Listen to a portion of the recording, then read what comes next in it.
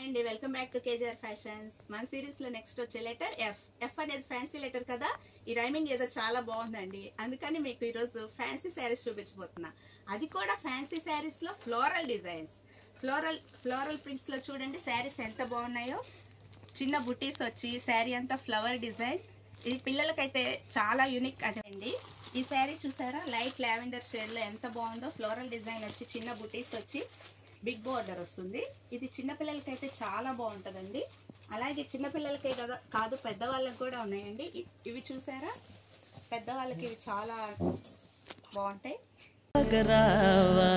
అచ్చొచ్చేటి వెన్నెలలో విత్సందాలు నవ్వగనే గుచ్చెత్తేటి కులుకుసిరి మీద.